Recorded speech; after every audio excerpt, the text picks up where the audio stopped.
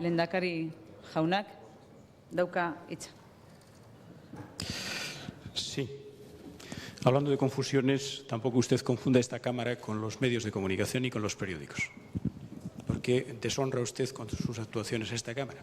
A mí me gustaría que los parlamentarios actuaran con más respeto aquí, porque usted no tiene respeto ni por el Lehendakari ni por la sociedad vasca, ni tiene respeto por las instituciones de este país, no tiene respeto por el Parlamento vasco, no tiene respeto por los acuerdos que toma este Parlamento, no tiene respeto por el Gobierno, no tiene respeto usted por las iniciativas institucionales que se hacen desde este Gobierno. 3 puntualizaciones. No es que les tengamos que contar lo de los medios de comunicación, EITB, etcétera, etcétera. No. La diáspora, afortunadamente, como consecuencia de las actuaciones, lo ve.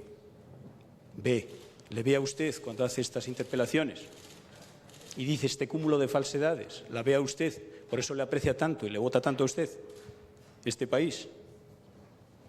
Yo, como Lehendakari, tengo detrás la legitimidad democrática que me otorgan los votos y este Gobierno también. Y, por lo tanto, respete usted al Lehendakari, al Gobierno y a sus propuestas, aunque no le gusten. Aunque no le guste la democracia, respétela usted. En segundo lugar, no sé qué dijo la señora de la FEVA en relación con las violencias. Yo sé lo que dijo todavía un insigne militante de su partido que ha ocupado altísimos cargos de responsabilidad en Euskadi y en España, y sigue ocupando, que con Franco vivíamos cómodamente. Esa es la única aseveración que en relación con la violencia he visto hacer por parte de un militante de su partido. Con Franco vivíamos cómodamente. Pues sería que vivían ustedes cómodamente, porque el resto de la Cámara no ha vivido cómodamente con Franco. Y en tercer lugar, respete usted la memoria del pueblo vasco. El pueblo vasco es un pueblo pacífico y trabajador. Y no le representan, no, los asesinatos ni la extorsión de ETA. No nos representa la violencia. Y no nos representa tampoco su estilo. El estilo barrio bajero que usted tiene aquí permanentemente en sus intervenciones no nos representa. Usted tampoco representa al pueblo vasco en sus formas ni en su educación. Y por último le diré una cosa. Mire usted quiere un pueblo vasco cerrado en sí mismo con un Lehendakari refugiado en Ajuria Enea. No. Nosotros vendemos 7 de cada 10 euros de los que producimos fuera de nuestra sociedad, fuera de Euskadi. Y, por lo tanto, gestionar este país significa gestionarlo aquí y gestionarlo fuera de aquí en el mundo. Euskadi tiene que tener un lugar en el mundo.